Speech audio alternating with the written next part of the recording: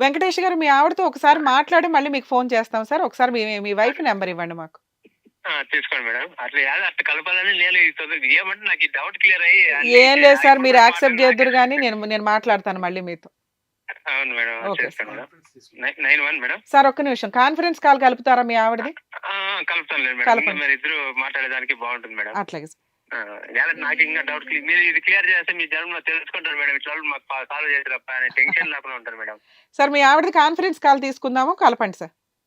మీరు మాట్లాడే వ్యక్తి మీ కాల్ ని హోల్డ్ లో పెట్టారు. దయచేసి లైన్ లో వేచి ఉండండి. హలో హలో ఉన్నారు మేడం, చేస్తాను మేడం. అలాగే సార్. ఓకేనండి. మీ వైఫ్ పేరేంటండి? రత్నం మేడం. రత్నం. రంగరత్న. ఏమండి? రంగరత్నం మేడం. రంగరత్నం. మీరు వెంకటేష్. అవును మేడం. Okay sir. చేస్తా ఉన్నాడు మేడం. ఒక నిమిషం మేడం. అలాగే సార్, అలాగే పర్లేదు. మీరు మాట్లాడే వ్యక్తి మీ కాల్ ని హోల్డ్ లో పెట్టారు. దయచేసి లైన్ లో వేచి ఉండండి. చెప్పండి. బిజీ అని వస్తుంది మేడం ఫోన్ మేడం. మీరు ఒక 2 మినిట్స్ టైం తీసుకోండి, పర్లేదు. అదే మీకు అడగదామని ఒక మాట మేడం. అలాగే పర్లేదు సార్, ఎందుకంటే కంప్లీట్ చేద్దాం. అవును మేడం. అలాంటి ఒకటి నాకు కంప్లీట్ చేస్తే జీవితాంతరం ఇబ్బందిగా ఉంటుంది. ఎలాంటి నేను ఇటు పెట్టుకునే కూడా మనశ్శాంతి లేదు మేడం మా పాపని. అదే సార్, అదే. అదే దాని నుంచి ఇంత ప్రాబ్లం పడతాను. ఏమంటే నేను ఇన్ని తూర్లు కాల్ చేసి మాట్లాడిండే వాళ్ళు ఏమన్నా చేసింటారేమో అనేది ఒక ఇదే ఫీలింగ్ పడిపోయాను మేడం నాకే. సరే, మీరు అయినా కూడా యాక్సెప్ట్ చేస్తాను అన్నప్పుడు ఇంకా బ్రెయిన్ లోంచి అది తీసేద్దరు సార్. ఆ అమ్మాయి నేను లేదండి నా భర్తతో కాదు సార్, లేదు నా భర్తతోనే ఉంటాను అంటే మీరు కనుక ఖచ్చితంగా అట్లాంటి డౌట్స్ ఏమైనా ఉన్నా క్లియర్ చేసేసుకోండి. ఇంకా ప్యూర్ గా ఈ రోజు నుంచి కొత్తగా స్టార్ట్ చేద్దరు కానీ. చేస్తాను మేడం. వాళ్ళే చేస్తాను ఉన్నాను మేడం. ఓకే. आप जिस व्यक्ति से बात कर रहे हैं उन्होंने आपके कॉल को होल्ड पर रखा है. कृपया लाइन पर बने रहिए. The person you are speaking with. అమ్మ మేడం గారు మాట్లాడతారు, మాట్లాడండి. చెప్పండి మేడం. రంగరత్నం గారు, అడ్వకేట్ రమ్యాని మాట్లాడుతున్నానమ్మా. చెప్పండి మేడం. ఏంటమ్మా ప్రాబ్లమ్ వెంకటేష్ గారికి మీకు?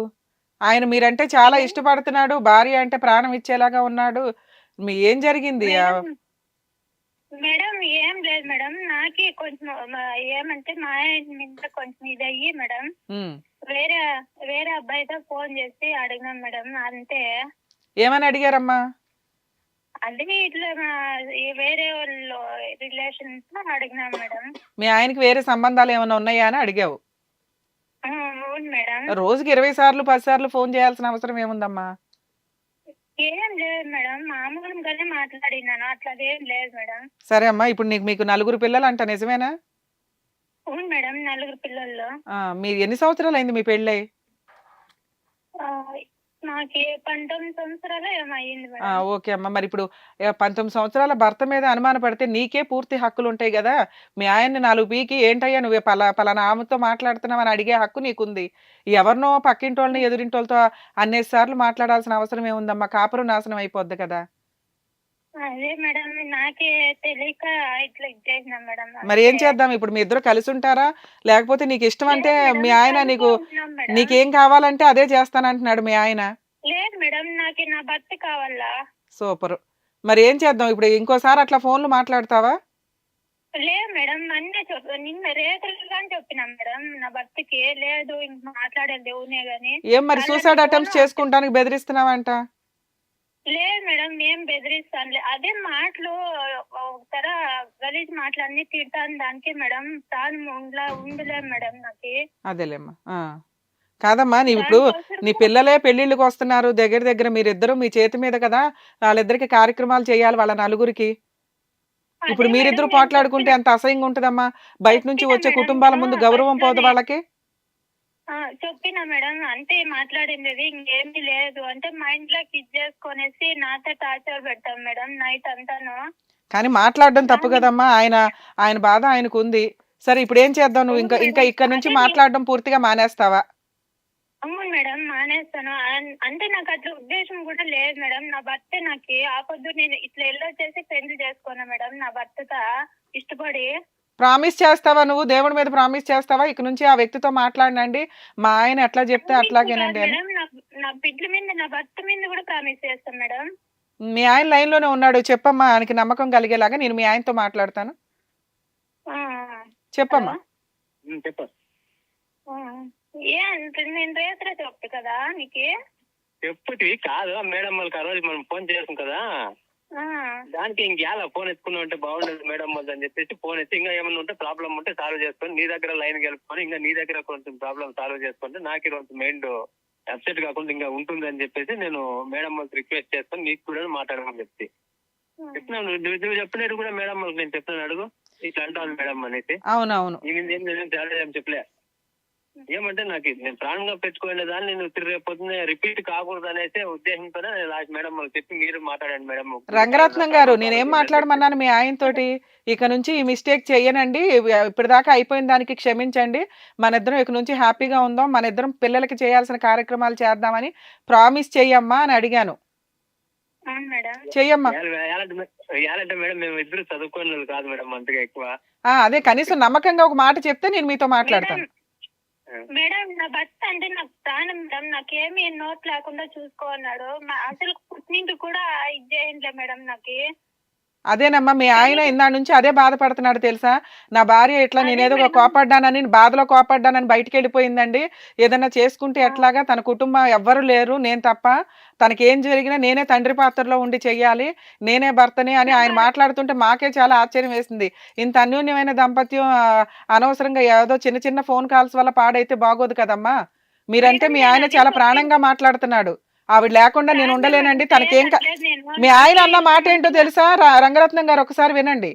మా ఆవిడకి ఏం కావాలో అడగండి మేడం, అది చేసి పెట్టి నేను నా పిల్లలకు కూడా ఏ దారన్నా చేసి చచ్చిపోతాను, కానీ మా ఆవిడని అట్లా సింగిల్ గా వదలనండి, తనకి ఎవ్వరూ లేరు నేను తప్ప అని మాట్లాడుతున్నాడు ఆయన. అందుకు నేను మీతో మాట్లాడాను తెలుసా, ఇంత మంచి హస్బెండ్, ఇంత మంచి వైఫ్ అనవసరంగా చిన్న అనుమానంతో ప్రాబ్లం కంటిన్యూ లైఫ్ స్పాయిల్ అవుతుందని నా బాధ. నా భర్త మీద ప్రేమతో ఇది చేసిన మేడం, అంతే, ఇంకేమీ లేదు మేడం. అదేనమ్మా, ఒకసారి ఇంకెప్పుడు ఇట్లా చేయనండి, మీరు ఎలా చెప్తే అలా అని మీ ఆయనతో మాట్లాడితే నాకు కొంచెం నమ్మకంగా ఉంటది, మీ ఆయనకి నమ్మకంగా ఉంటది. సరే మేడం చెప్తాను. చెప్పమ్మా. చెప్పు. మీ మీద పిల్లల మీద ప్రమాణం చేసి చెప్తానని, ఎందుకు ఫోన్ చేసేదే గానీ మాట్లాడేదే గానీ ఏమి చేయలేదు. అలాగే నువ్వు ఎప్పుడు సూసైడ్ అటెంప్ట్ కూడా చేయనని చెప్పాలా. లేదు మేడం చేయలేదు. ఓకే వెంకటేష్ గారు మీతో మాట్లాడతారు. చచ్చిపోతే ఒకవేళ నా భర్తతోనే చచ్చిపోతా మేడం. ఓర్ని, అసలు ఇద్దరు బతకమని ఏం అడుగుతుంటే ఇద్దరు కలిపి చచ్చిపోతాం అంటారేంటి? లేదు మేడం, ఉండే ఒకరికొకరు ప్రాణమే ఉంది మేడం, కానీ ఈ ఫోన్ కాల్ ఇంకా నాకు కొంచెం ప్రాబ్లం మెయిన్ చెట్ ఇది అయిపోయింది మేడం. వెంకటేష్ గారు, ఇప్పుడు మన షో తరపు నుంచి మీ ఆవిడ మీకు ప్రాణంగా ప్రామిస్ చేసి చెప్తుంది, ఇంకెప్పుడు జీవితంలో మాట్లాడినండి, నేను మాట్లాడింది కూడా మా ఆయన మీద దీంతో కనుక్కోవడానికి ఫోనులు చేశాను, నన్ను క్షమించండి, ఇంకెప్పుడు మాట్లాడను అంటుంది. మా తరపు నుంచి మీరు పూర్తిగా అమ్మాయిని అయితే నమ్మొచ్చు, ఎందుకంటే ఆవిడ మాట్లాడిన మాటల్లో వైబ్రేషనే మాకు అర్థమవుతుంది, ఎంతవరకు నిజం ఎంతవరకు అబద్ధం అని. ఆ అమ్మాయి మీరు లేకుండా అమ్మాయి బతకలేదు, ఎందుకంటే ఆవిడ ఒక మాట అన్నది, నా తల్లిదండ్రుల కంటే నా భర్తే నన్ను బాగా చూసుకున్నారండి, నా తల్లిదండ్రులకు ఎవరు లేరు, నాకు ఉన్నదే భర్త, ఆయన లేకుండా నేను ఎలా బతుకుతానని. అట్లా అన్న అమ్మాయిని మీరు ఎంత ప్రేమగా మాకు ఇందక్కడి నుంచి అమ్మాయి గురించి గొప్పలే చెప్పారు, మరి అది చిన్న మిస్టేక్ చేసింది అనుకొని క్షమించేయడం మీ ఉత్తమ తత్వం అండి. మీరు కనీసం ఆ ప్రాసెస్ లో అమ్మాయిని క్షమించమని మా రిక్వెస్ట్. ఇక మీ బ్రెయిన్ లో ఏదన్నా చిన్న డౌట్ ఉన్నా కూడా దయచేసి అది క్లియర్ చేసేయండి. నెక్స్ట్ మా రిక్వెస్ట్ ఏంటంటే, మీరు అది బ్రెయిన్ లో పెట్టుకొని ఆ పిల్లని మానసికంగా కానీ మాటల ద్వారా కానీ తిట్టొద్దు. మీరు అట్లా అనటం వల్ల అమ్మాయి ఇంకా ఫ్రీజ్ అయిపోయి భయపడుతుంది, అరే మా ఆయన ఏంటి నన్ను అనుమానించాడు అని. సో ఇప్పుడు ఆవిడ ఇంకెప్పుడు అట్లాంటి మిస్టేక్ చెయ్యదు, మీకు ప్రామిస్ చేసింది, మాకు ప్రామిస్ చేసింది. అలాగే మీరు కూడా ఆ అమ్మాయిని ఇందాకటి దాకా మీరు ఎంత ప్రేమగా మాట్లాడారో అమ్మాయి గురించి గొప్పగా అలాగే మాట్లాడండి. మీరు ప్రేమ అంతా మనసులో పెట్టేసుకొని ఆవిడ ఇంటికి రాగానే మీరు అనుమానపడుతూ తిడుతూ ఉంటే అమ్మాయికి భయం వేస్తుంది కదా. ఇక నుంచి మీరు మా పర్సనల్ రిక్వెస్ట్, మీరు ఆ అమ్మాయిని తిట్టొద్దు, ఏమీ అనొద్దు. ఈ క్షణం నుంచి మీ బ్రెయిన్ లోంచి ఈ రెండు తీసేయండి సార్. మీరిద్దరు అన్యోన్య దంపతులుగా ఫ్రెష్ గా ఈ రోజు నుంచి స్టార్ట్ చేయండి, సరేనా? ఆల్ ది బెస్ట్ అండి. జాగ్రత్తమ్మ. జాగ్రత్తమ్మ. రంగరత్నం గారు, మీరు మాకు మాట ఇచ్చారు, మళ్ళీ మీ ఆయన దగ్గర నుంచి మాకు ఫోన్ రాకూడదు. ఇది ఎప్పుడో ఫోన్ చేశారు ఆయన, 1 వీక్ బ్యాక్ ఎప్పుడో. మాకు ఇవాళ ప్రోగ్రామ్ ఉండడం వల్ల మీతో మాట్లాడాం తల్లి. ఈ ఆల్రెడీ రాత్రే ప్రాబ్లం సాల్వ్ అయినా హ్యాపీ. హలో చెప్పండి మేడం. చెప్పమ్మా. అదే మేడం నేను అది కూడా చెప్తాను. నాతో కావాలంటే ఒక తిట్టు, నువ్వు బాధపడొద్దు అని చెప్తాను మేడం. భోజనం తినేలేదు, ఏమి తినేలేదు మేడం, ఏడ్చుకుంటూ ఉంటాడు మేడం. ఏమయ్యా వెంకటేషు, నువ్వు మళ్ళీ ఇదొక ట్విస్ట్ ఆ ఇంట్లో. నువ్వు తినపోతే ఆవిడ ఏడుస్తుంది, నువ్వు ఆ ఏడ్చుకుంటూ కూర్చుంటే ఎట్లా అమ్మా? కాదు మేడం, నేను ఫ్యామిలీతో వారిని మీరు మీ ప్రేమలో సూపర్. ఇద్దరు నిజంగా అమ్మా ఈ మధ్య కాలంలో ఇంత అన్యోన్యమైన దంపతులు మీ ఇద్దరినే చూస్తున్నాను తల్లి. ఎవరి దిష్టి తగలకూడదు, హ్యాపీగా కలిసి ఉండండి. ఆ వెంకటేష్ గారు కాస్త రోజు భోజనం చేయండి. మీరు ఏడుస్తూ అట్లా కూర్చుంటే ఆ పిల్ల విలువల్ల ఆడిపోతుంది. అదే మేడం, ఆ పాప మీద ప్రాణం పెట్టుకునే కదా మేడం ఇట్లా పని చేసిన, ఇట్లా బాగుండే పాపకి ఎట్లా బుద్ధి అని చెప్పేసి దానికి బాధపడి అయ్యో ఇది ఇప్పుడు మీరు మమ్మల్ని నమ్మారు, మేము చెప్తున్నాం ఆ అమ్మాయి ఎట్లాంటి మిస్టేక్ చేయలే. ఏదో మీ గురించో దేని గురించో ఏదో మాట్లాడింది, ఇంకెప్పుడు మాట్లాడదు. ఒకరికి ఇంకో ఛాన్స్ అయితే ఇవ్వాలి కదా ప్రతి మనిషికి. ఇవ్వండి. ఇది ఉన్న నలుగురు పిల్లల్ని ఒక దారి చేసి మీరిద్దరు ఇంతే అన్యోన్యంగా హ్యాపీగా ఉండండి. సరేనా? ఆల్ ది బెస్ట్ అండి. జాగ్రత్త. Okay madam. జాగ్రత్త అమ్మ. రంగరత్నం గారు మీ ఆయన్ని బాగా చూసుకోండి. వెంకటేష్ గారు మీ ఆవిడ బాగా చూసుకోండి. సరేనా? Thanks madam. Thank you sir. Thank you. Thank you. చెప్పండి రమ్య గారు. మోనికా గారు, మనం ఈ కేసు గురించి మాట్లాడితే 20 ఏళ్ల కాపురం దగ్గర. సో ఎక్కడో చిన్న డౌట్స్ అవును. ఎప్పుడన్నా కానీ ఇన్ని సంవత్సరాలు నడిచిపోయిన వాటిలో ఎక్కడైనా వస్తూనే ఉంటాయి.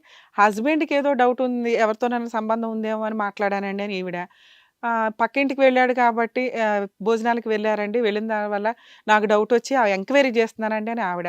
కానీ ఇద్దరూ కూడా ఎట్లాంటి చిన్న చిన్న మిస్టేక్స్ చేసినా కూడా ఒకళ్ళనొకళ్ళు వదులుకునే సిచ్యువేషన్లో లేరు. అవును. అదేనండి దాంపత్య బంధం అంటే.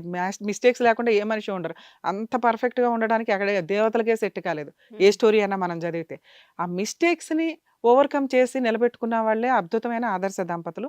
వీళ్ళిద్దరూ ఆదర్శ దంపతుల కిందే లెక్క. ఎందుకంటే ఒకళ్ళనొకళ్ళు వదిలి ఉండలేకపోతున్నారు. ఆయన భోజనం చేయకపోతే ఈవిడ తట్టుకోలేకపోతుంది. ఈవిడ ఎందుకు మాట్లాడిందా, కాస్త నాతోనే షేర్ చేసుకోవచ్చు కదా అని ఈయన ఇదైతే ఆవిడ సూసైడ్ అటెంప్ట్కి వెళ్ళడం, ఇదంతా కొంత వాళ్ళ ప్రేమను ఇంకా ఎక్కువ చూపిస్తానికే కనిపిస్తుంది మనకి. మేబీ ఇద్దరిని ప్రాబ్లమ్ సాల్వ్ చేసాము, వాళ్ళిద్దరూ హ్యాపీగా ఉంటారు. అసలు మనం అనవసరం లేదు, ఉంటారు ఖచ్చితంగా. అదే ఎక్స్పెక్ట్ చేశాం కాబట్టి అట్లీస్ట్ ఆ నలుగురు పిల్లలకి వీళ్ళిద్దరూ ఉండి చేయాల్సిన కార్యక్రమాలు చాలా ఉన్నాయి కాబట్టి వాళ్ళ కుటుంబానికి మన షో తరపున ఆల్ ది బెస్ట్. అంతే. ఓకేనండి, బాగా ఎక్స్ప్లెయిన్ చేశారు. Thank you. Thank you.